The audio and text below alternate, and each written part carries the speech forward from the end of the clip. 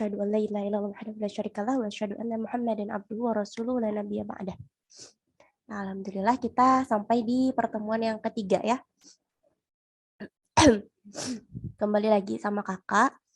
Jadi sebelum kita mulai menu yang ketiga kali ini, kita review dulu ya materi yang sebelumnya, yaitu tentang apa? Kita mengimani itu ya, tentang keimanan kita, gimana kita mengimani Allah, Al-Quran, dan Muhammad sebagai Rasulullah itu lewat cara berpikir. Sehingga kita berharap keimanan kita ini seperti pohon gitu ya, seperti pohon yang akarnya kuat dan menjulang tinggi. Itu perumpamaan bagi keimanan yang kokoh gitu ya. Oke, jadi kemarin itu ya tentang gimana kita menyadari konsekuensi dari keimanan kita itu adalah kepasrahan total gitu. Terkadang orang-orang gitu ya yang mengaku open minded, yang pengen terlihat open minded, mereka berpikir bahwa standar kebenaran Islam itu tidak universal, itu tidak mutlak gitu. Kenapa mereka sampai bisa berpikiran seperti itu? Ya karena mereka belum memperoleh keimanan lewat cara berpikir gitu. Mereka hanya mempelajari doktrin Islam aja.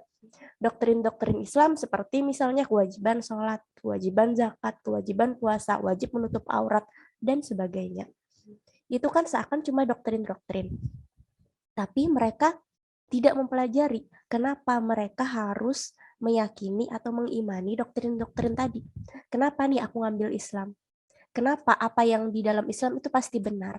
Mereka belum memegang kuat itu gitu ya.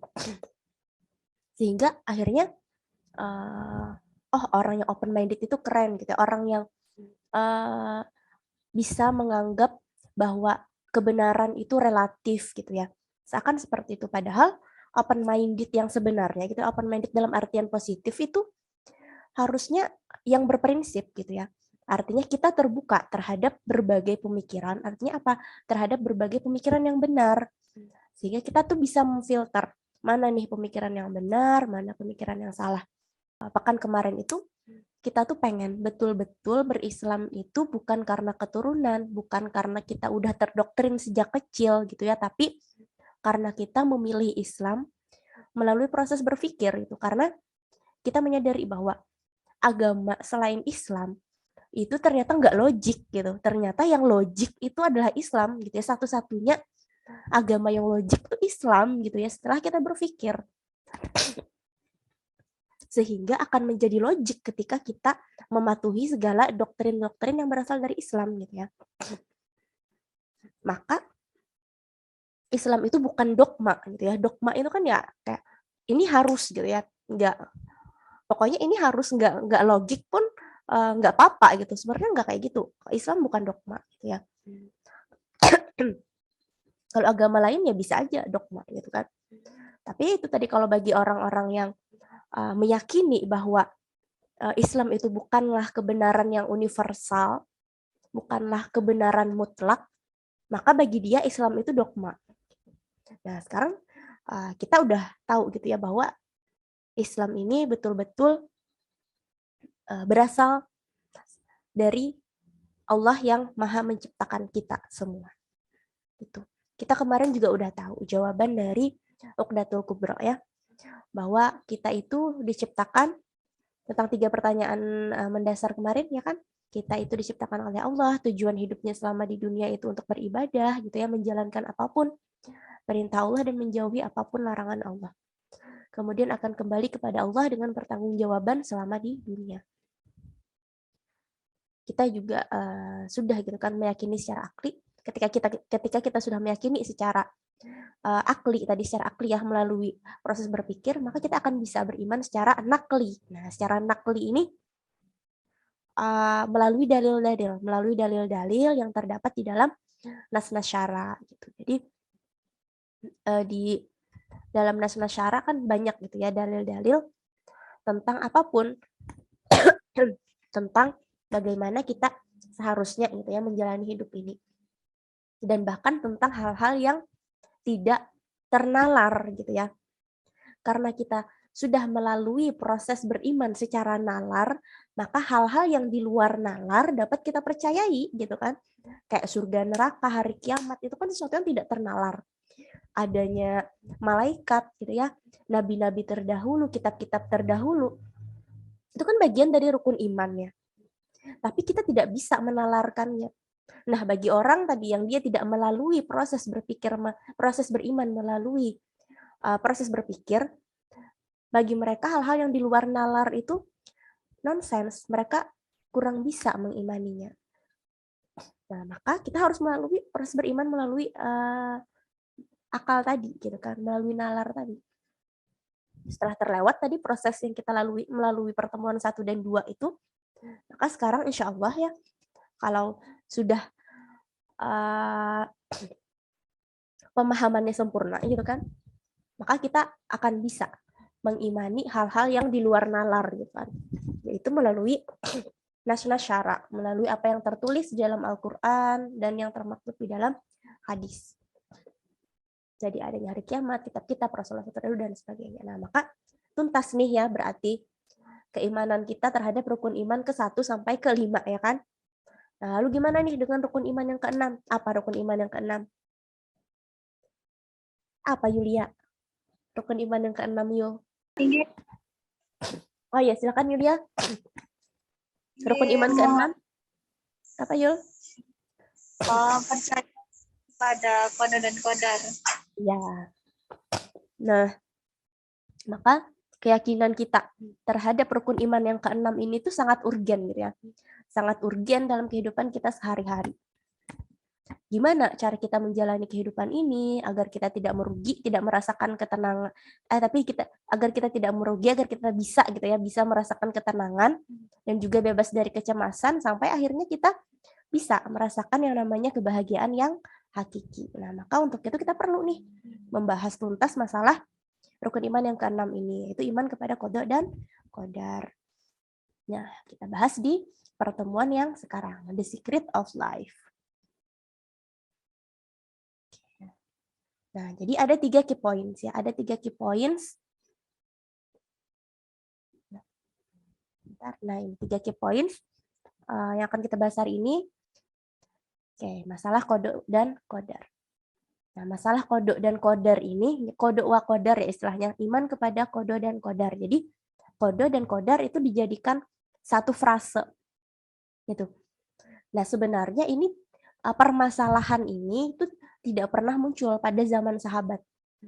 Munculnya ini sekitar abad ke-4 Hijriah. Ketika apa? Ketika banyak ulama yang menerjemahkan buku-buku filsafat Yunani. Jadi, semakin berkembangnya Islam, kan ya dakwah Islam semakin menyebar sampai ke Yunani, Persia gitu kan, dan di sana itu banyak filsuf-filsuf, banyak buku-buku filsafat dan para ulama kita pun melebur gitu ya, atau mempelajari hal-hal itu dengan tujuan tentunya untuk bisa kan lebih mudah mempermudahkan dalam dakwah dan sebagainya gitu ya, mempermudahkan diskusi dengan masyarakat setempat. Nah, maka kemudian para ulama ini tertantang untuk menyelesaikan masalah yang ada dalam kajian filsafat tersebut. Yang mana dalam kajian filsafat ini juga agama-agama lain pun tertantang juga. Seperti misalnya ajaran Kristen gitu ya. Nah, namun mereka juga tidak bisa membahas permasalahan ini itu secara tuntas gitu. Hanya Islam ternyata yang bisa membahas ini secara tuntas. Permasalahan qada wa qadar. Nah, permasalahan apa aja ini? Nah, ketika manusia berbuat itu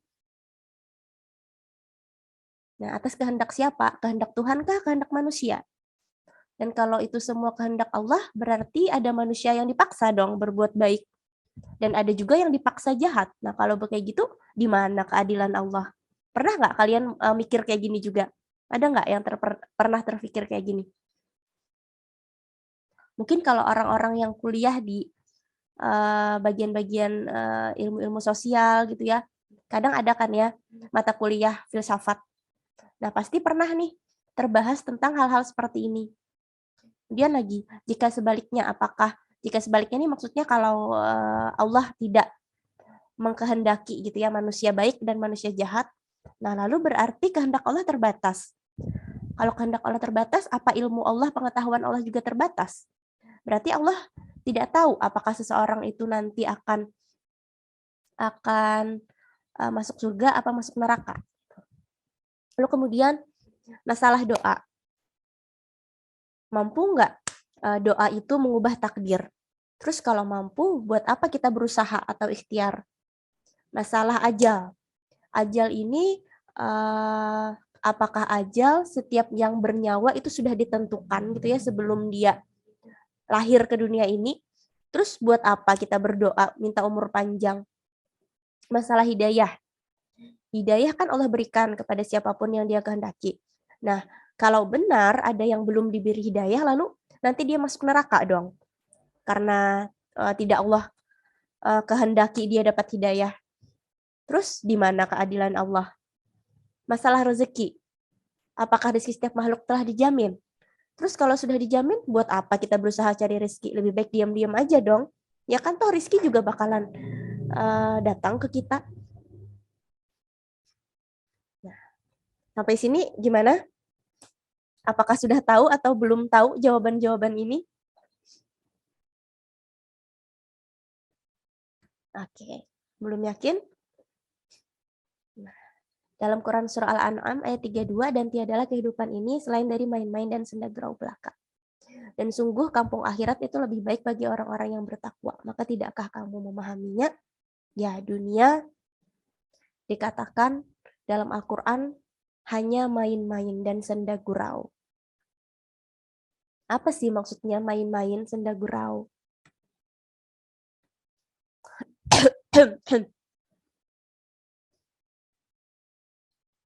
Oke, next.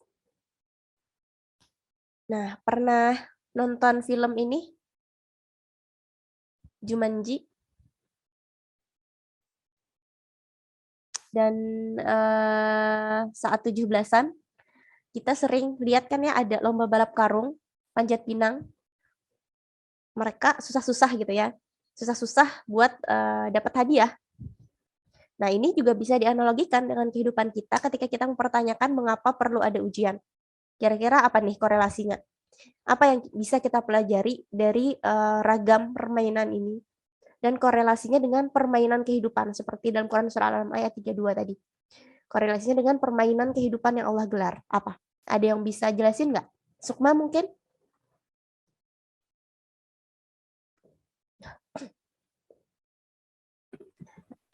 Tinggi dok. Mm-mm. Mungkin Apa karena tuh? ngapain kita usaha itu karena untuk meraih sesuatu itu enggak segampang itu dok. Maksudnya ketika kita ingin sesuatu pasti harus ada usaha kita buat mencapainya dok. Jadi mungkin sama kayak permainan ini pun dunia seperti itu dok. Ketika kita ingin minta surga, surga itu nggak murah gitu dok. Jadi kita harus usaha untuk mendapatkan mungkin itu. Oke. Jadi ada balap karung gitu ya, ada panjat pinang gitu kan yang ada hadiahnya di ujung gitu ya. Ada hadiahnya. Tapi kalau panjat pinang hadiahnya sama-sama ya, kerjanya sama-sama. Nah, tapi kita juga sebenarnya kan diminta kerja sama ya sama Allah di dalam permainan kehidupan dunia ini. Yang karena namanya taat itu berkelompok gitu ya. Dengan berkelompok maka kita akan lebih mudah taat. Maka kita perlu namanya komunitas gitu ya. Nah, kita di sini gitu ya sama-sama gitu ya. Kalau mau taat sendirian itu susah banget gitu, apalagi kalau punya lingkungan yang suka bermaksiat, kita taat sendiri, lama-lama kita bisa juga keikutan maksiat juga gitu kan. Maka lebih dengan berkelompok itu akan lebih mudah taat. Itu kalau analogi dengan panjat pinang ya. Nah, kalau seperti permainan kartu atau catur nih, kira-kira kalau dunia ini permainannya lebih relate kemana? Seperti main kartu apa main catur? Nah, kira-kira. Rifka mungkin punya ini pendapat lebih cocok dianalogikan seperti main kartu apa main catur permainan dunia ini? Halo Rifka, ya? Mungkin main catur kali Kak. Main catur. Kenapa main catur? Ah, karena Rifka nggak tahu main kartu. Gimana? Kenapa? Karena nggak tahu main kartu tuh gimana, Kak. Tapi mungkin karena main catur itu kan kita harus berpikir ya dan pintar-pintar buat, ibaratnya tuh pintar-pintar buat menang gitu loh, Kak. Dan biar bisa survive. Jadi ibaratnya kita tuh harus pintar-pintar di dunia ini supaya kita tuh bisa survive sampai ke akhir gitu mungkin, Kak. Oke. Kalau Yulia mungkin apa sih bedanya main catur sama main kartu tuh? Perbedaan mendasarnya tuh apa? Dan kenapa jadi benar tadi ya kata Rifka lebih relate ke main catur. Nah, tapi alasannya mungkin Yulia punya pendapat lain. Tinggi dokter. Kalau menurut saya kalau main kartu itu kan kayak dibagi gitu kan dokter. Jadi kayak sesuai kayak istilahnya itu bejo-bejoan gitu dokter. Kalau misal dapat kartunya bagus-bagus semuanya, bisa kemungkinan besar dia menang gitu dok. Tapi kalau misalkan main catur itu kan dapatnya sama-sama. Nah, itu kan tergantung strategi kita. Kalau misalkan kita salah melangkah, nanti kita diskakmat sama yang lawan gitu dokter. Oh, iya. Oke, mungkin bisa juga ya. Nah, cuma yang lebih relate-nya itu ya, perbedaan mendasar antara main kartu sama main catur tuh adalah pada aturan mainnya. Permainan kartu tuh ada aturan khususnya nggak? Ada nggak? Beda-beda ya kan? Kartu Uno aja nih, beda-beda satu kampung dengan kampung lain atau kelas misalnya nih kalian angkatan berapa? Ada yang 2020, angkatan 2020 main Uno peraturannya kayak gini. Angkatan 2021 main Uno permainannya kayak gini atau kartu lain lah kayak kartu apa ya misalnya remi ya. Beda-beda gitu ya. Tiap kelompok cara main kartunya beda-beda peraturannya. Ya kan? Suka-suka yang bikin permainan itu. Nah, tapi kalau catur dimanapun di belahan dunia aturan mainnya sama ya kan, ada aturan main khususnya gitu, ada aturan mainnya. Nah jadi ini yang mau kakak korelasikan ke kehidupan dunia gitu ya, permainan kehidupan ini. Artinya apa? Artinya kita jangan bikin aturan main sendiri di dunia ini. Dalam main catur kita nggak boleh gitu ya, mau jalanin kuda lurus aja gitu kan. Aku mau jalanin kuda kayak gini misalnya. Aku mau jalanin raja 8 langkah misalnya. Aku mau jalanin kuda misalnya lurus ke depan 3 langkah misalnya. Ya nggak bisa gitu ya karena kita dalam main catur tuh ada aturan mainnya gitu. Jadi kita gitu pun juga di dunia kita nggak boleh bikin aturan main sendiri. Memang ada yang suka bikin aturan main sendiri banyak ya. Contoh sering kita dengar orang bilang bahwa yang penting aku baik sama orang gitu ya. Masa kalau aku cuma nggak sholat, kalau aku nggak nutup aurat, aku nggak bisa masuk surga gitu. Jadi dia pengen bikin aturan main sendiri gitu.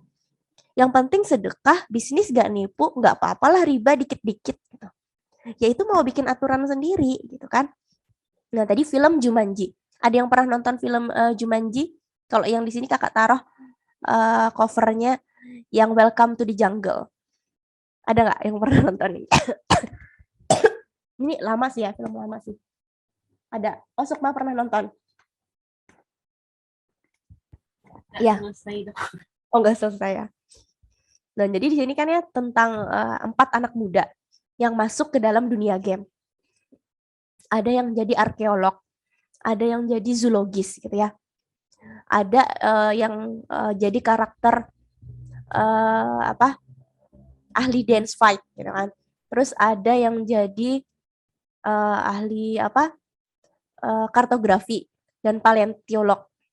Nah, dan mereka ini semuanya kan beda-beda gitu ya. Beda-beda keahliannya. Dan mau tak mau mereka harus mengikuti permainan supaya bisa keluar dari Jumanji. Misinya ada misi khusus gitu ya, mengembalikan batu permata apalah itu ke patung apalah itu. Nah, intinya keempat tokoh ini tadi kan dengan potensi berbeda, ini kira-kira punya kesempatan yang sama nggak buat memenangkan game?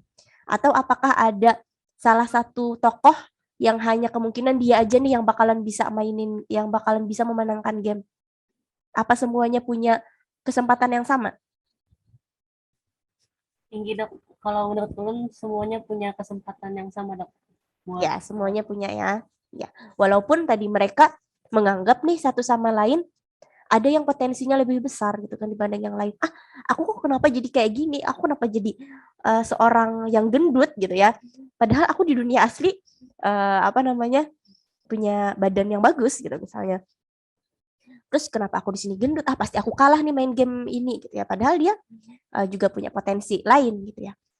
Nah, jadi sebenarnya setiap seperti kita gitu ya di dunia ini, semua manusia ini punya kesempatan yang sama gitu kan untuk masuk surga.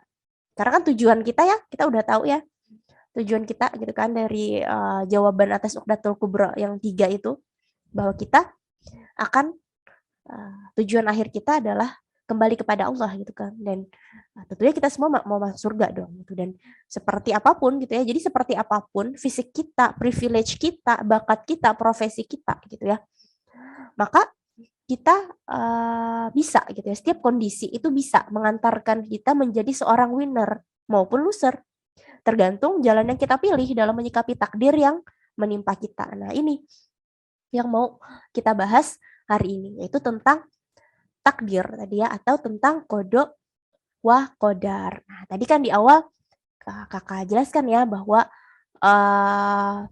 kodok dan kodar tadi ya, ini perdebatan di antara umat muslim seputar persoalan ini sebenarnya tadi sudah terjadi sejak lama gitu kan. Namun sebenarnya sejak masa sahabat ini tuh tidak dibahas gitu karena mereka tuh udah sangat paham tentang masalah ini. Tidak muncul nih pertanyaan-pertanyaan seperti umat-umat yang selanjutnya yang telah tercampur pemikirannya dengan pemikiran filsafat-filsafat tadi. Nah, tadi jadi karena bersentuhan tadi dengan filsafat Yunani dan Persia, maka akhirnya muncul gitu ya logika mantik ini. Nah, maka mereka disebut dengan ahli kalam. Jadi ulama-ulama dulu gitu ya yang mereka mempelajari tentang filsafat Yunani, Persia, kemudian membawanya kepada pemahaman Islam, ini mereka disebut dengan ahli kalam gitu, atau para mutakallimin. Nah, sampai masing-masing gitu ya dari pemahaman-pemahaman ini itu berimplikasi pada kehidupan kaum muslim gitu. Jadi sampai nanti terbentuk pemahaman-pemahaman yang ekstrim gitu. Ada yang disebut Mu'tazilah, ada yang disebut Qadariyah. Qadariyah, Mu'tazilah atau Qadariyah gitu. Ada yang disebut dengan Jabariyah. Nah, oke, jadi tadi ya sampai muncul tadi ya pemahaman yang ekstrim di antara kaum muslimin. Jadi ada yang ke pemahaman ekstrim Qadariyah atau sering juga disebut Mu'tazilah, ada satunya Jabariyah gitu ya. Satunya yang menganggap bahwa manusia itu punya kehendak bebas dan Allah sama sekali tidak ada campur tangan gitu kan dalam kehendak manusia itu, dan bagi mereka disitulah letak keadilan Allah gitu, sehingga ya betul-betul nih nanti siapa yang mau taat ya dapat surga, siapa yang mau tidak mau taat ya udah masuk neraka gitu ya ibaratnya.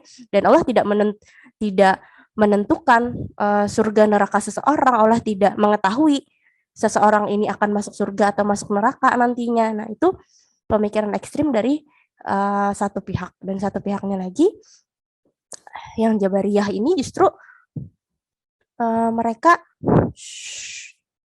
menganggap bahwa ya manusia itu seperti kapas yang tertiup angin gitu. Jadi dia hanya menjalani takdir yang telah ditetapkan atas dirinya gitu. Dia kayak ya seakan tidak punya pilihan gitu kan. Dia hanya menjalani apa yang sudah tertulis untuknya aja gitu.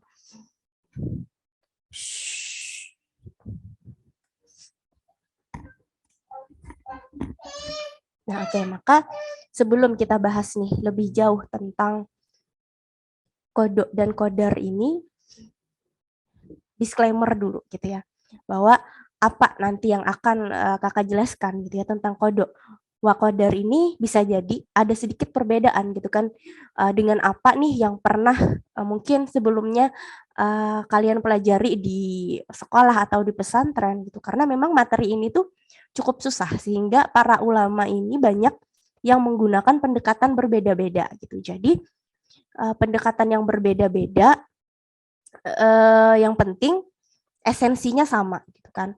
Yang penting tidak jatuh tadi kepada pemahaman Mu'tazilah maupun Jabariyah. Itu. Jadi pendekatan ini yang insya Allah yang mudah dipahami gitu kan. Dan yang mengikuti pemahaman para sahabat serta berlepas tadi ya, berlepas dari pemikiran filsafat Yunani ataupun Persia. Dan ketika pun nanti setelah ini kalian nanti akan menemukan nih misalnya pendekatan yang berbeda dan bukan berarti juga itu salah mutlak gitu ya. Yang penting tadi kita udah tahu nih kalau pemikiran Qadariyah itu seperti apa, Jabariyah itu seperti apa ya, pemikiran yang ekstrim tadi gitu kan. Dan itu jangan salah gitu ya, orang-orang modern saat ini itu banyak yang terkena gitu ya pemikiran seperti itu. Ya. Nah, kayak kita masuk ke dalil-dalil tentang qada dan qadar yang ada di dalam Al-Qur'an dan hadis. Nah, di sini Ali Imran ayat 145 ada wa makana nafsin ang tamuta illa biidznillah, kitabam muajjala ya, kitabam muajjala, ketetapan yang telah ditentukan waktunya. Jadi sesuatu yang bernyawa tidak akan mati. Oke, berarti nih bahwa kita ini sudah ditetapkan gitu ya, sudah ditetapkan waktu matinya gitu ya. Yang telah ditentukan waktunya kematiannya. Nah, lalu kemudian kelanjutannya lagi, barang siapa yang mendaki pahala dunia, niscaya kami berikan kepadanya pahala dunia itu. Nah, tapi kita ternyata juga bisa nih memilih bahwa siapa yang mau pahala dunia diberi, dan siapa yang mau pahala akhirat diberi. Dan kami akan memberi balasan kepada orang-orang yang bersyukur. Jadi mau balasan di dunia atau balasan di akhirat kan. Lalu Al-A'raf ayat 34. Nah, walikulli ummatin ajal batas waktu. Nah, ini tentang ajal ya. Nah, lalu Al-Hadid ayat 22 tentang kodok yang tertulis di dalam Lauhul Mahfuz. Oh, ternyata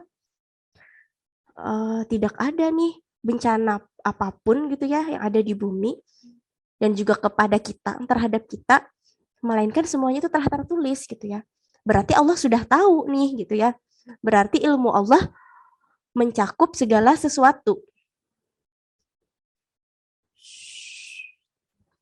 Ya berarti Allah sudah tahu gitu ya. Tidak ada yang luput akan pengetahuan Allah. Lalu Saba ayat 3. Nah, orang-orang berkafir berkata, hari berbangkit itu tidak akan datang kepada kami. Katakanlah pasti datang. Demi Tuhanku yang maha mengetahui yang gaib. Sesungguhnya kiamat itu pasti akan datang. Tidak ada yang tersembunyi darinya. Nah, sebesar zarah pun. Ini penguatan lagi ya. Penguatan lagi dari Al-Hadid ayat 22. Bahwa ilmu Allah itu mencakup segala sesuatu. Dan hari akhir itu begitupun juga yang gaib itu Allah tahu gitu ya. Tidak ada yang tersembunyi baginya. Di langit maupun di bumi. Nah, dan semuanya ini ilmu Allah itu dituliskan Allah dalam kitab yang nyata, Lauhul Mahfuz gitu ya. Dalam tanda petik ya, dituliskan dalam tanda petik gitu. Karena kita tidak boleh menafsirkan itu secara gamblang gitu kan. Nah, lalu lagi Al-An'am ayat 60.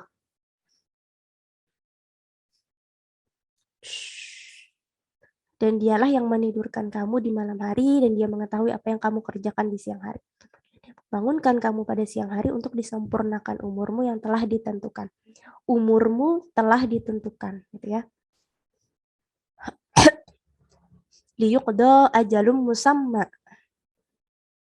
Kemudian kepada Allah lah kamu kembali. Nah, jadi apa ini tentang ajal? bahwa ajal kita itu udah ditentukan juga.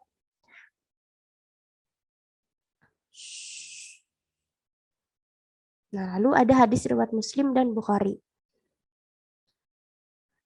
Nah, ini tentang gimana kalau kita mengingat Allah, maka Allah juga akan mengingat kita. Kalau kita mendekat kepada Allah, Allah juga akan mendekat kepada kita. Berarti apa? Berarti di sini kita punya pilihan juga. Kita mau mendekat kepada Allah apa tidak?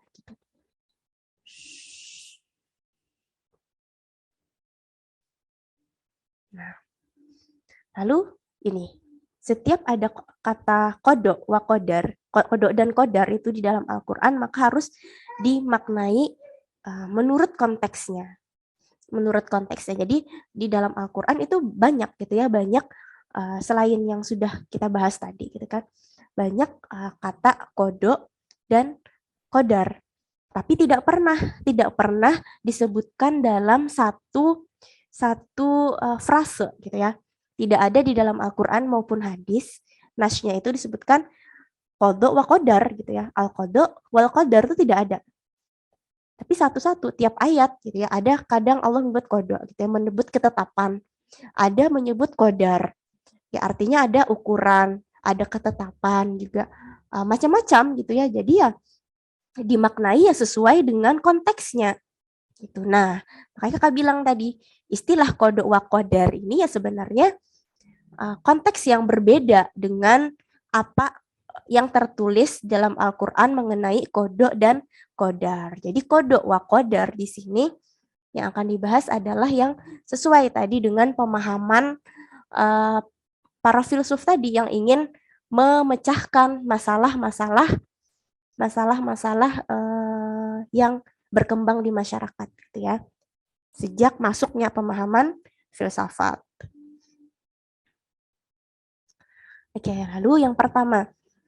Nih, masalah kodok dan kodar ini sesungguhnya tidak menyangkut 4 hal. Jadi, ketika kita membahas tentang kodok dan kodar, harus dipisahkan dari pembahasan keempat hal ini. Kenapa? Karena keempat hal ini itu tidak berhubungan dengan apa? Dengan pahala dan dosa gitu kan. Karena ketika kita membahas kodok dan kodar, ini kaitannya adalah dengan perbuatan manusia gitu ya, yang berkonsekuensi pahala atau dosa. Sedangkan keempat permasalahan ini kalau dimasukkan dalam pembahasan kodok dan kodar, maka itulah yang akan bikin puyeng gitu ya, yang nggak akan selesai pembahasannya karena ini dua hal yang berbeda gitu. Jadi ibaratnya dua hal yang berbeda yang seakan gitu ya, seakan bisa dibahas menjadi satu bahasan, itu justru akan membuat permasalahannya tidak selesai gitu ya. Nah, karena tadi mereka menggunakan logika mantik gitu ya. Mereka menggunakan logika mantik, jadi sampai akhirnya membahas dua hal yang tidak berkaitan dibahas. Jadi satu pembahasan. Makanya tadi muncul yang kita nih gitu ya melakukan sesuatu, makan misalnya, itu perbuatan Allah kah perbuatan manusia? Nah, itu membunuh orang misalnya. Itu perbuatan Allah kah perbuatan manusia? Berarti Allah tuh yang membunuh orang itu. Berarti aku tidak seharusnya aku dihukum karena itu perbuatan membunuh itu diciptakan oleh Tuhan gitu katanya. Ada yang seperti itu.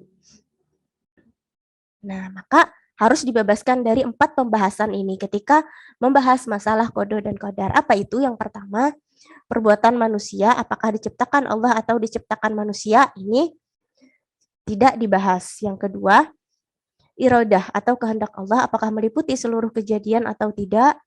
Yang ketiga, tentang ilmu Allah apakah mengetahui sebelum, selama, dan sudah kejadian atau tidak. Dan yang keempat, kitab Lauhul Mahfuz apakah sudah mencatat semua kejadian dan tidak mungkin diubahkah atau bisa diubahkah. Nah, jadi keempat hal ini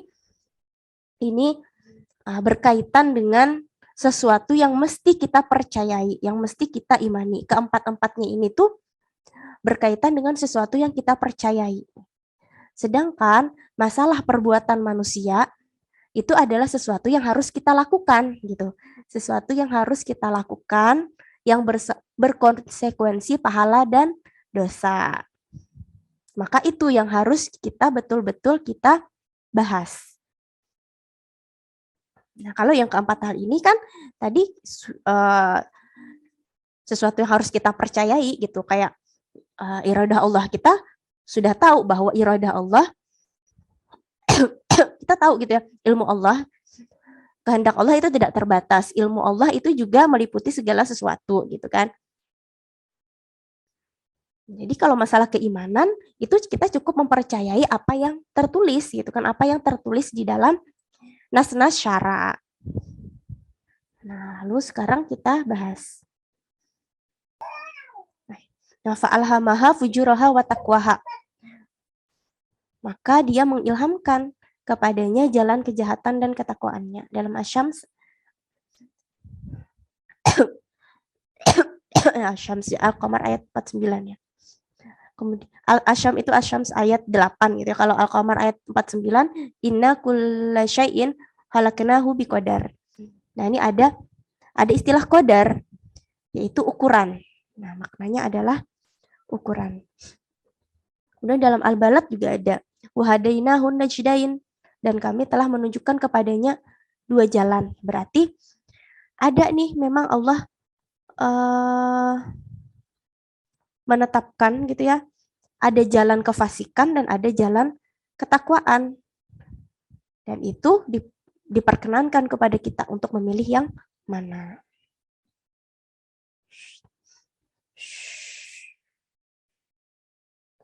Terus kayak dua kehendak tadi. Gimana kita harusnya mengaitkan dua kehendak tadi gitu ya, iradah atau kehendak Allah dengan kehendak manusia. Nah, maka kita tahu bahwa iradah atau kehendak Allah ini memang meliputi gitu ya, memang meliputi segala sesuatu. Dan termasuk terhadap kehendak manusia. Nah, lalu bagaimana kehendak Allah terhadap kehendak manusia? Ternyata Allah telah berkehendak kepada manusia untuk memiliki free will atau kehendak bebas. Jadi itu juga bagian dari kehendak Allah. Allah berkehendak bahwa manusia itu punya kehendak bebas gitu ya, bahwa manusia itu punya free will. Jadi ketika akal manusia punya kemampuan untuk bebas memilih, itu juga adalah bagian dari kehendak Allah gitu. Paham?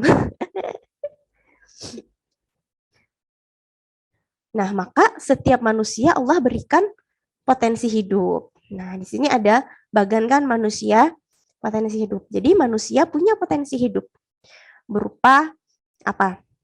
Termasuk akal, panca indera, naluri, kebutuhan jasmani. Itu adalah potensi hidup yang diberikan Allah kepada setiap manusia. Nah, al-qadar ini sifatnya umum. Artinya apa? Artinya diberikan kepada semua manusia.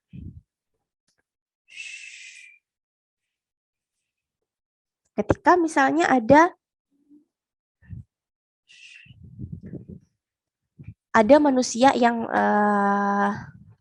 tidak lengkap potensi hidupnya, misalnya panca inderanya gitu ya, ada yang tidak lengkap. Nah, maka itu dia kodok bagi dirinya. Itu nanti bedanya al-kodok sama al-qadar. Jadi dalam konteks ini ya, dalam konteks pembahasan kodo wa qadar. Nah, makanya tadi Kakak jelaskan. Yang akan kita bahas di sini adalah al-kodo wa al-qadar, bukan al-kodo dan al-qadar yang sesuai konteks di dalam Al-Quran gitu kan. Kalau yang sesuai konteks dalam Al-Quran ya dipahami sesuai dengan tafsir ayat masing-masing gitu ya. Ketika kayak misalnya Al-Qamar ayat 49, di sini ada kata qadar. Nah, maka di sini maknanya ya ukuran gitu. Ya ukuran gitu kan. Ciptakan segala sesuatu menurut ukuran. Nah, di sini kita juga membahas ya bahasannya juga memang mirip gitu ya, karena ya memang maksudnya ya mirip gitu ya, tapi kita di sini membahasnya lewat perspektif yang akan menyelesaikan masalah-masalah yang lahir dari pemikiran filsafat tadi gitu.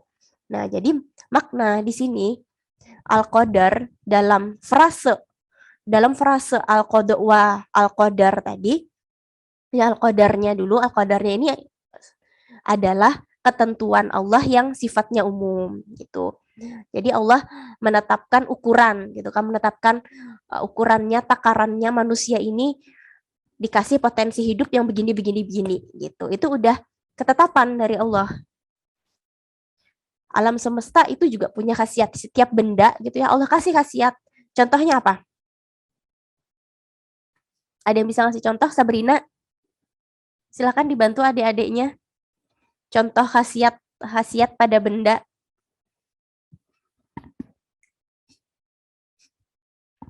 Kayak buku, Pak. Silakan. Kayak misal buku itu kan buat kita baca, terus di dalam buku itu ada ilmunya, habis itu apa lagi? Terus misal api, kalau zaman dulu kan bisa buat bantu masak pas masih belum ada elektronik. Ya, itu contohnya api punya khasiat membakar gitu ya. Sampai sekarang pun api ya tetap khasiatnya membakar. Ya karena itu berlaku pada seluruh api, ya kan?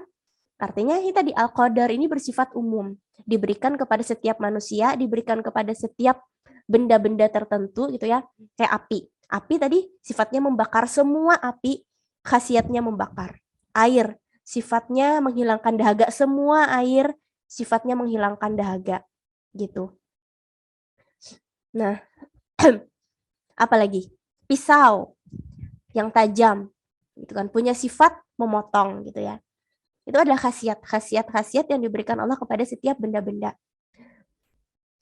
Nah, kemudian yang perlu kita tahu adalah bahwa ini tidak dihisab. Dan kehidupan gitu ya. Itu ada apa yang terjadi gitu, apa yang terjadi dalam kehidupan kita, ada yang terikat nizamul wujud atau sunnatullah, ada juga yang tidak gitu ya.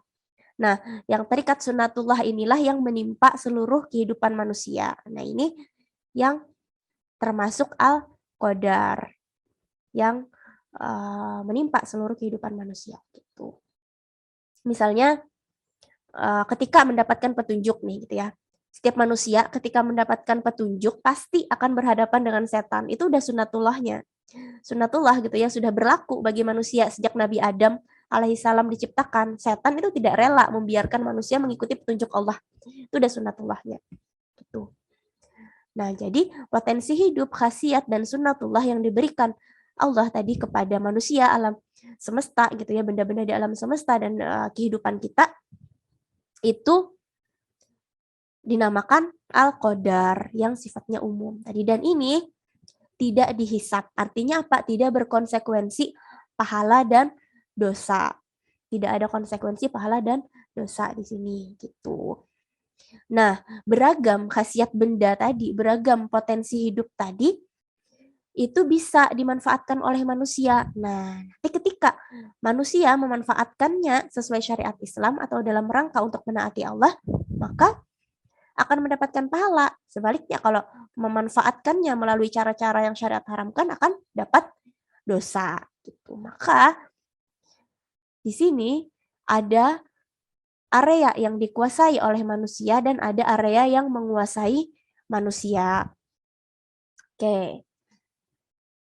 Jadi setiap apa yang menimpa kita gitu. Kita dalam kehidupan kita ini tuh harus bisa gitu. Kita memilah-milah nih, mana sesuatu ini yang berada di dalam free will-ku, mana yang di luar free will-ku gitu ya. Mana sesuatu itu yang merupakan pilihan kita atau tadi berada di area yang dikuasai manusia gitu ya, area yang dikuasai manusia. Karena area yang dikuasai manusia ini itu akan apa? Membentuk akliyah dan nafsiyah kita. Akliyah ini adalah pemikiran kita, nafsiyah ini adalah pola sikap kita. Jadi yang membentuk ini membentuk kepribadian ya. Dua hal ini membentuk kepribadian kita.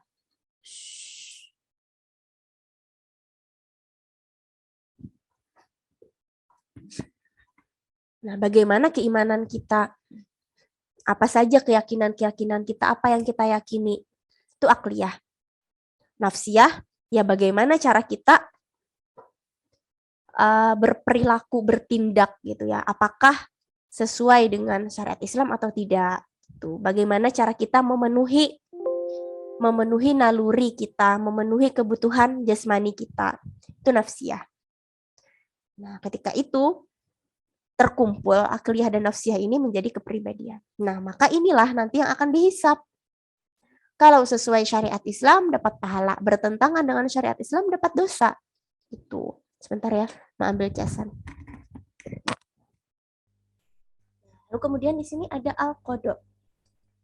Al-qada, area yang menguasai manusia. Nah, jadi yang termasuk area yang menguasai manusia adalah dua hal ini. Al-qadar dan al-qada.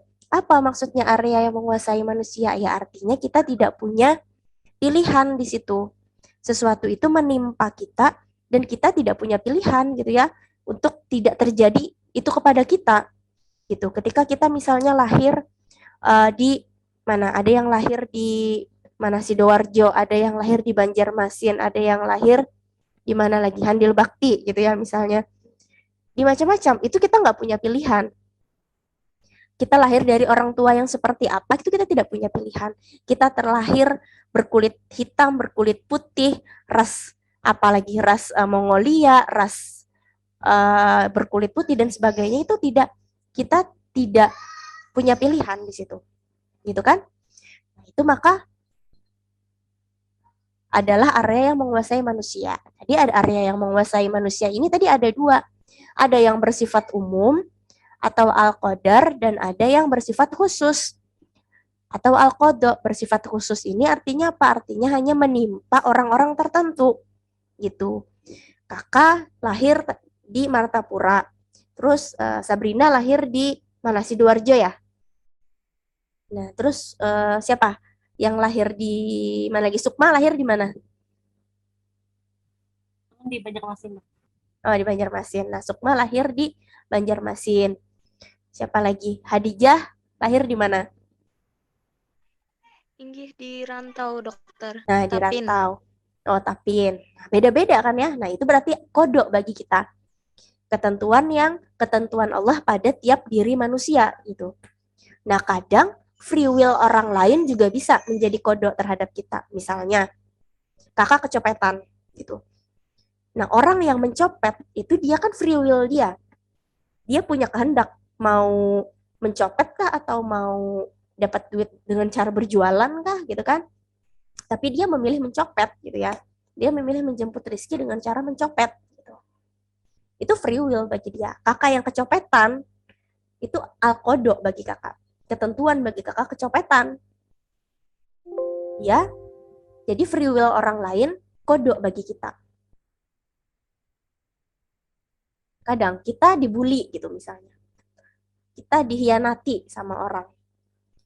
Itu adalah free will orang lain kodok bagi kita.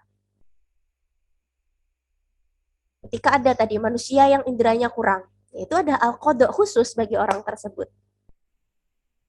Begitupun gitu ya dengan hal-hal lainnya yang menimpa kita apapun. Baik yang disebabkan oleh perbuatan manusia lain atau bukan. Jadi al-qada ini bisa tadi sesuai nizamul wujud atau tidak gitu ya. Bisa itu ketetapan Allah bagi kita, kayak misalnya kita lahir di mana gitu ya. Atau bisa juga disebabkan oleh perbuatan manusia lain. Nah, dan kita yang perlu kita ingat adalah qada dan qadar itu tidak dihisap gitu ya. Itu berada di luar area yang kita kuasai. Itu adalah apa tadi? Area yang menguasai manusia. Jadi itu tidak dihisap. Nah, maka apa? Maka hakikatnya sebenarnya tidak ada takdir jelek. Hanya manusia saja yang suka mempersepsikannya gitu. Ketika kita nih kecopetan tadi misalnya. Ya sebenarnya itu tidak buruk dan tidak juga baik gitu ya. Baik atau buruk itu apa? Pahala atau dosa? Baik atau buruknya apa tindakan kita selanjutnya? Apakah kita misalnya apalagi Karena kita marah nih kecopetan, kita kejar copetnya, terus kita bunuh copetnya misalnya. Gitu kan? Sebentar ada ketok pintu. Kita di apalagi kita kecewa sama seseorang gitu ya. Lalu lalu kita balas orang tersebut dengan tindakan jahat juga. Itu free will kita. Padahal yang kita dikecewakan orang lain itu ada hal kodok bagi kita, itu tidak dihisap. Jadi sebenarnya apapun yang menimpa kita, baik itu membuat kita senang, ataupun membuat kita sedih, ataupun membuat kita merasa susah, itu ya taruh aja, kasihlah. Itu semuanya merupakan al-qada tadi yang tidak dihisap. Nah, maka seharusnya manusia itu lebih waspada terhadap perbuatan yang berasal dari free will kita, dari kehendak bebas kita. Karena apa? Karena itu akan dimintai pertanggungjawaban terhadap kejadian-kejadian yang menimpa kita. Kita harus imani bahwa itu adalah ketentuan Allah. Kalau kejadiannya membuat kita senang, menyenangkan kita syukuri. Kalau kejadian tersebut menyusahkan kita, ya kita harus bersabar gitu. Ya karena itu tadi, itu tidak dihisap gitu ya. Kayak kalian nih, mau ujian ya minggu depan ya, Sukma. Kalian mau ujian. Terus kalian belajar gitu ya, belajar, berdoa, tahajud, minta restu orang tua gitu kan. Nah, semua yang kalian lakukan itu masuk apa? Masuk area yang mana? Area yang dikuasai manusia apa area yang menguasai manusia, Sukma?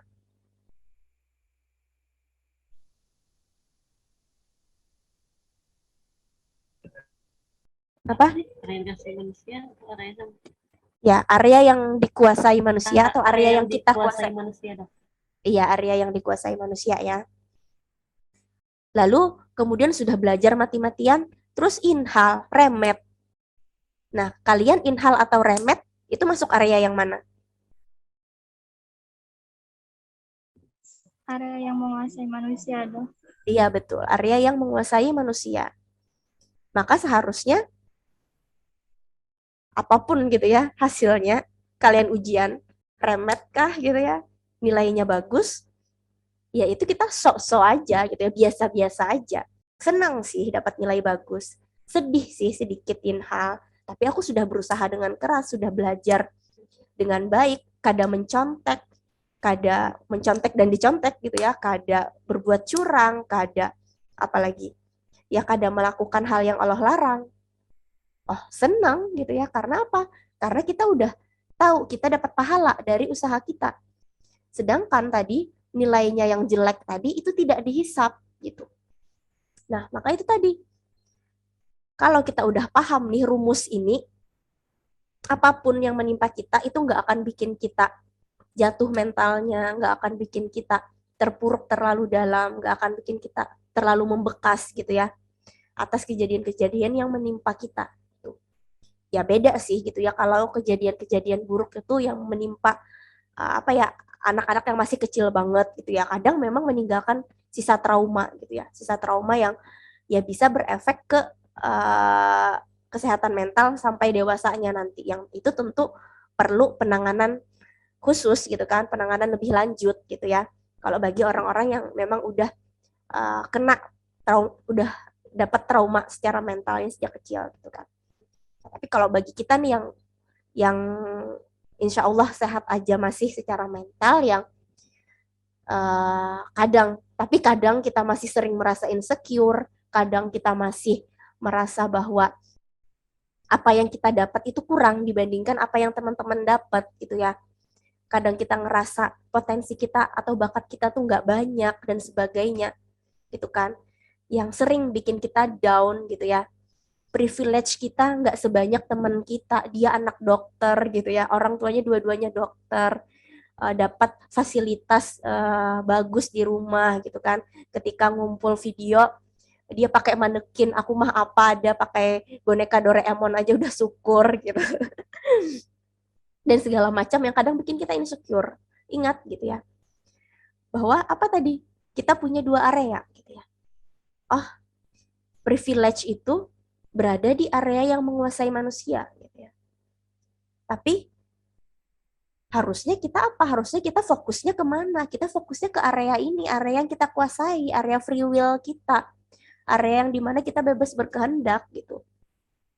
Tadi awal tadi udah tahu bahwa setiap manusia seperti apapun gitu ya, kodok dan kodarnya dia tetap punya kesempatan yang sama untuk meraih surga. Orang yang nggak bisa ngeliat gitu ya, yang kita anggap kasihan banget hidupnya, dia punya kodok, dikurangi Allah gitu ya penglihatannya, panca inderanya dikurangi Allah, cuma 4 aja, nggak jadi panca inderanya, tapi dia tetap bisa masuk surga. Orang yang nggak punya kaki, dia tetap bisa gitu ya masuk surga, dia tetap bisa dapat pahala, dia tetap bisa juga dapat dosa, semuanya sama gitu. Jadi maka kita nggak perlu ngerasa insecure, kita nggak perlu memandang diri kita itu rendah dibandingkan orang-orang yang lain.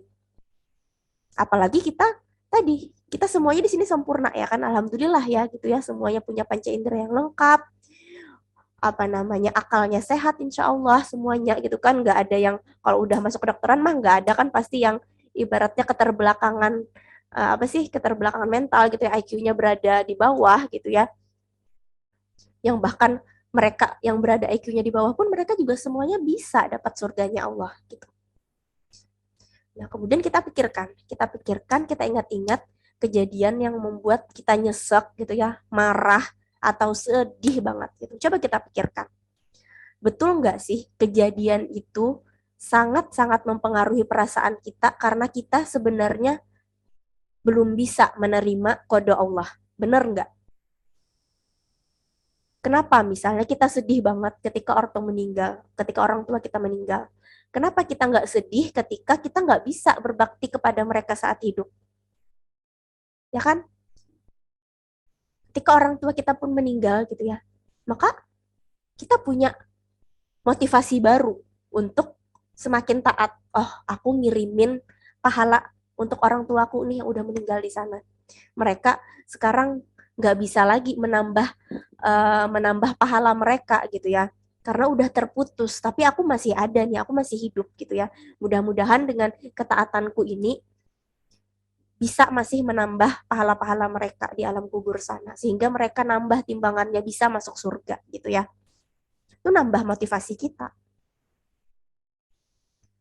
Maka sedihlah pada sesuatu yang menjadi free will kita.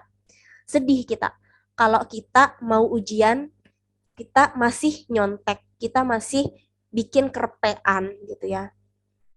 Terus malah senang nanti hasil ujiannya bagus, dapat 90 ujian blok, tapi kita ngerpek.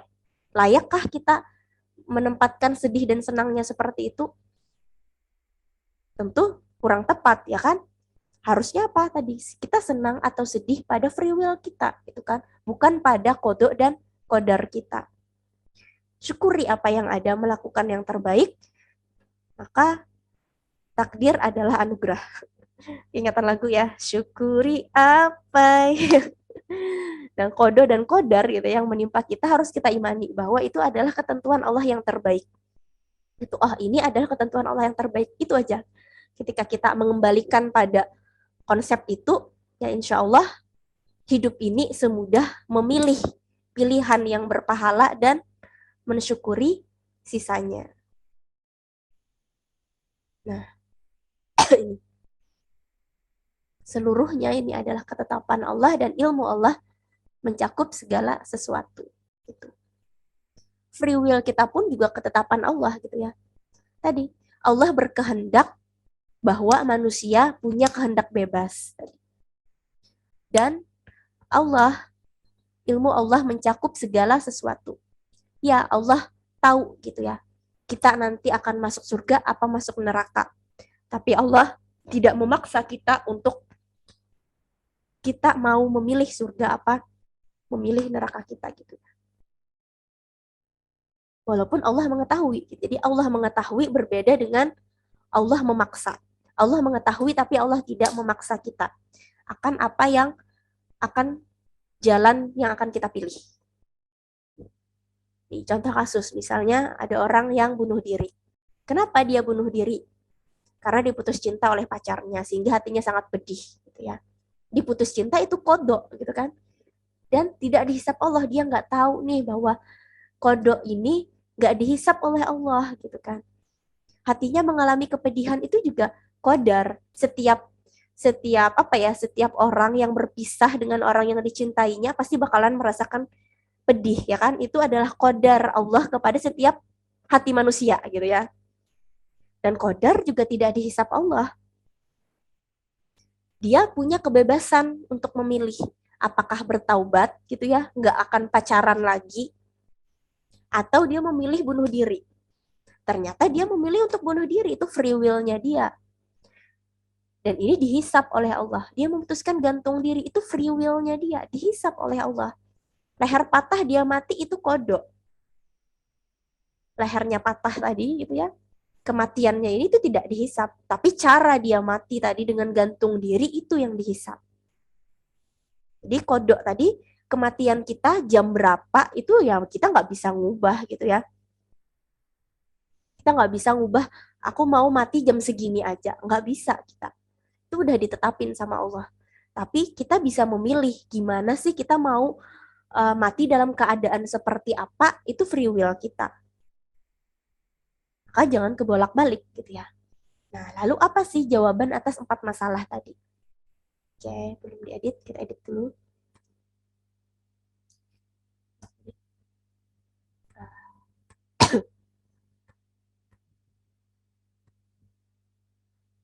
Masalah doa.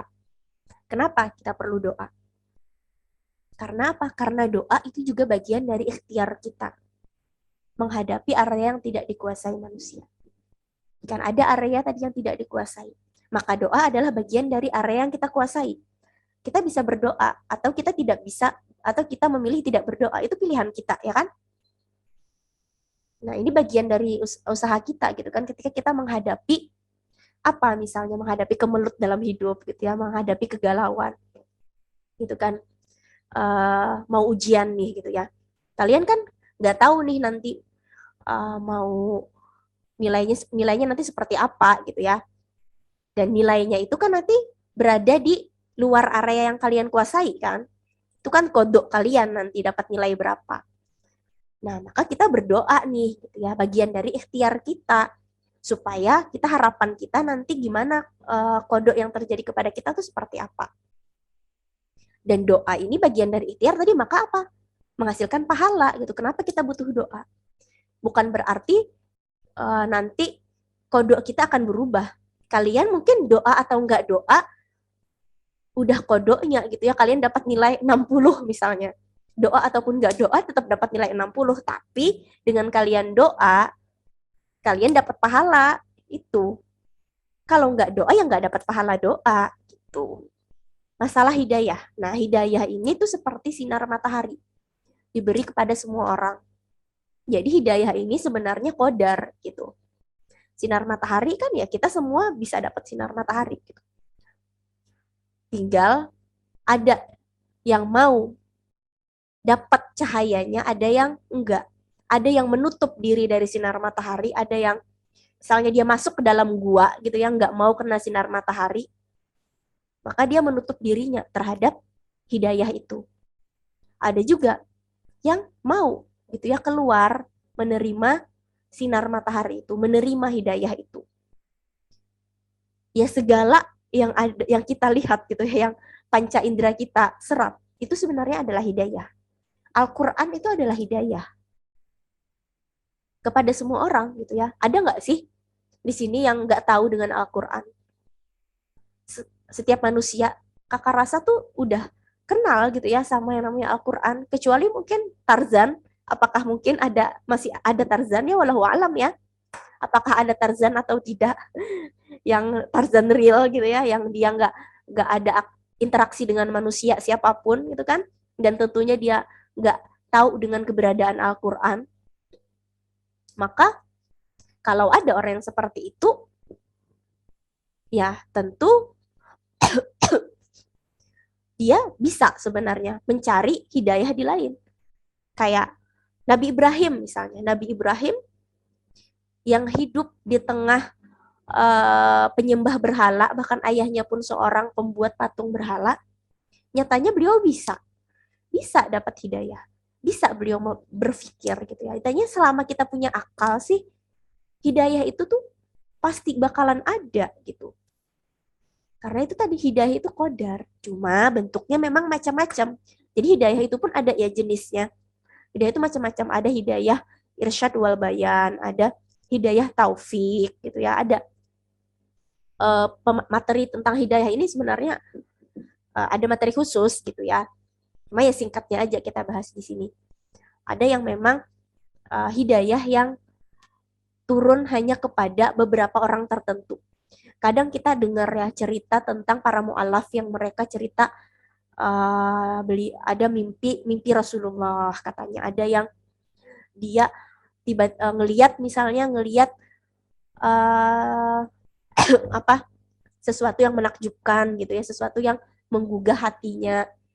Ada yang ngelihat orang sholat aja hatinya tiba-tiba tenang. Ada yang dengar azan aja, ada yang dengar kayak Umar bin Khattab dengar saudaranya gitu ya, saudarinya Fatimah baca Al-Quran terketuk hatinya. Nah itu kodok.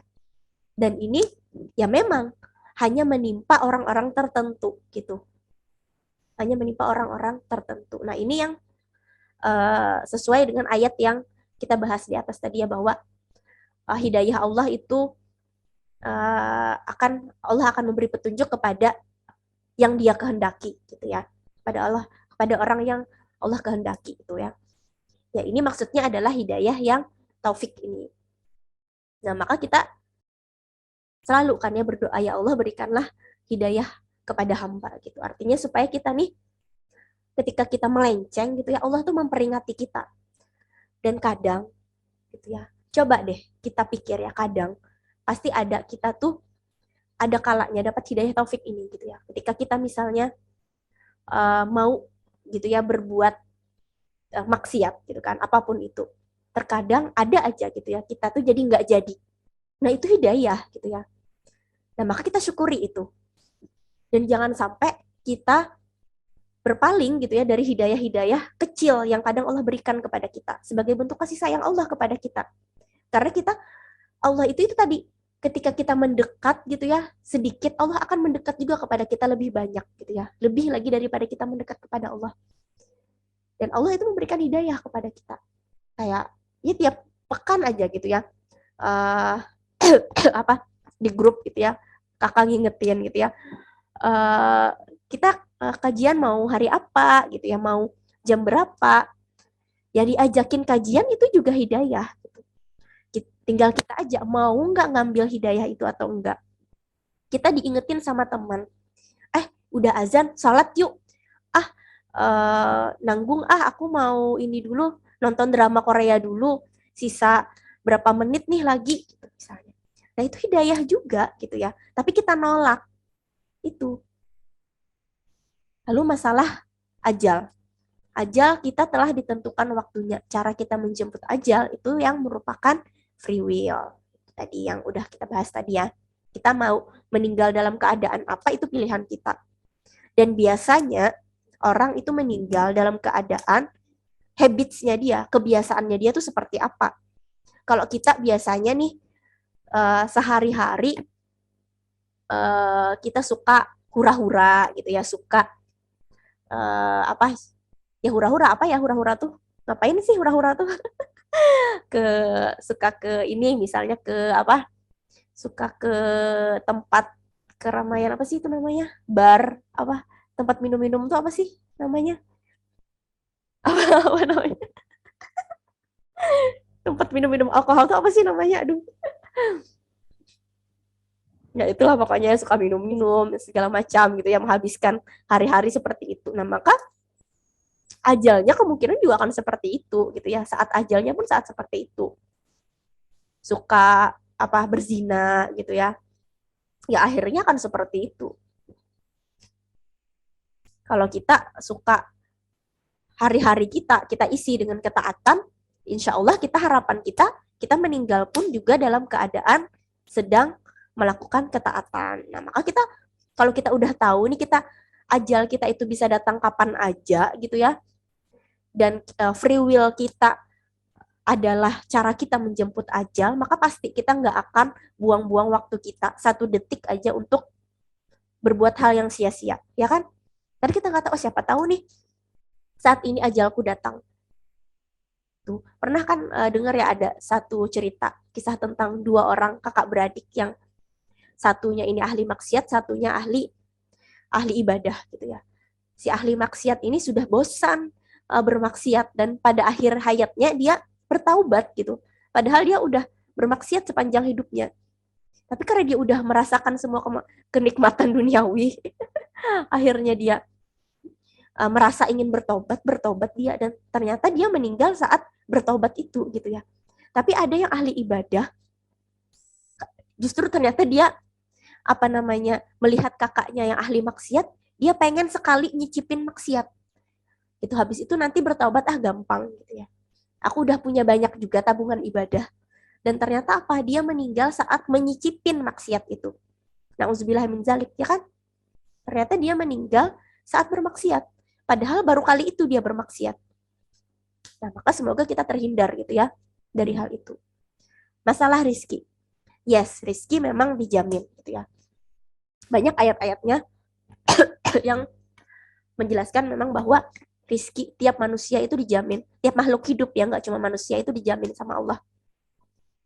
Apa buktinya rizki dijamin? Nggak perlu kerja aja kita dapat rizki. Nah, sekarang nih kalian, ada nggak di sini yang kerja? Ada yang kuliah sambil kerja? Nggak ada ya?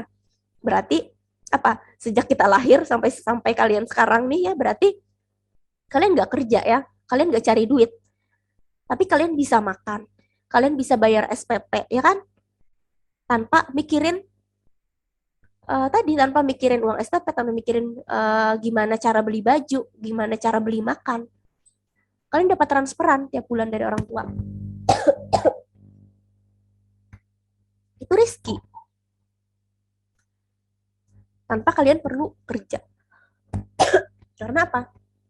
Sebab datangnya rezeki itu adalah dari Allah. Dengan berusaha, terus apa sih kenapa perlu berusaha? Karena dengan berusaha, maka itu merupakan kondisi datangnya rezeki. Jadi ada beda ya antara sebab dan kondisi gitu ya. Atau pengantar gitu ya. Sebab itu tuh pasti, sebab tuh kan ada sebab ada akibat gitu ya. Kalau kondisi itu hanya bisa ada, bisa tidak gitu. Ada yang kerja dapat duit, ada juga yang kerja tapi nggak dapat duit gitu. Atau ada yang nggak kerja tapi dapat duit, nggak kerja nggak dapat duit. Artinya apa? Bisa iya, bisa enggak gitu kan. Tapi kalau sebab itu pasti. Maka kalau Allah sudah menentukan gitu ya, kalau rezeki itu dijamin, ya berarti rezeki kita dijamin gitu kan. Dan Allah pasti ada gitu. Maka rezeki itu pasti ada gitu bagi kita. Jadi kita nggak perlu memusingkan sebenarnya rezeki. Tapi yang perlu kita pusingkan itu adalah gimana cara dapat rezekinya. Karena itu adalah berada di area yang kita kuasai. Area yang dikuasai manusia, yang berkonsekuensi pahala dan dosa. Kalau usaha kita sesuai syariat ya berpahala, kalau bertentangan ya berdosa. Dan rezeki juga beda dengan kepemilikan, kan? Ya, kalau rezeki ini ya apa-apa yang kita nikmati gitu ya, apa-apa yang kita nikmati, apa-apa yang kita manfaatkan itu rezeki. Tapi apa yang tidak kita manfaatkan pun ternyata itu juga rezeki. Kayak dalam Al-Qur'an kan adalah dalam Al-Qur'an gitu ya bahwa berikanlah sebagian rezekimu gitu ya. Nah, artinya kan kita nggak nikmatin tuh rezeki itu, tapi kita berikan ke orang lain. Gitu. Kayak kita nih misalnya punya uang 100.000, 50.000 buat makan, 50.000 kita kasih ke orang lain. Gitu ya. Itu juga rezeki kita. Tapi juga kemudian menjadi rezeki lagi bagi orang lain setelah orang lain itu memanfaatkannya. Tapi ada juga kita punya uang 100.000, kecopetan. Itu rezekinya copet. Ya rezeki juga gitu ya. Jadi halal atau haram ya rezeki juga.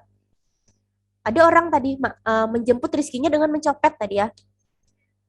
Atau menjamret apa segala macam lah dengan cara-cara yang tidak halal gitu ya. Atau korupsi gitu ya, masuk juga gitu ya cara yang tidak halal. Tapi itu rezeki juga bagi dia. Dia menikmati juga kan hasil dari yang dia dapatkan, gitu, hasil dari usahanya. Tapi apa ruginya? Ruginya adalah dia dapat dosa. Padahal tanpa dia mencuri pun sebenarnya itu memang rezekinya dia, gitu. Cuma dia aja menjemputnya dengan cara yang haram. Jadi jadinya rezekinya jadi rezeki haram. Makanya ada kan istilah rezeki halal, rezeki haram, gitu. Ya karena dia menjemputnya dengan cara yang haram. Jadi rugi banget kan. Mending diam ya kan. Ada nggak orang diam dapat rezeki? Ya banyak ya. Nih bayi-bayi kakak, anak kakak nggak kerja dia dapatnya rezeki gitu ya. Bayi kan nggak bisa ngapa-ngapain gitu ya, dapat aja ASI. Jadi rugi banget orang-orang yang mencari rezeki dengan cara yang tidak halal. Padahal itu memang rezekinya dia, tapi dia malah dapat dosa gitu kan dengan mengusahakan yang tidak halal. Karena dia tidak meyakini bahwa rezeki memang dijamin. Tapi kalau kita nggak usaha, kita nggak dapat pahala. Jadi sebenarnya kita berusaha itu untuk dapat pahala gitu. Nah, Yunus 99. Ini bangun.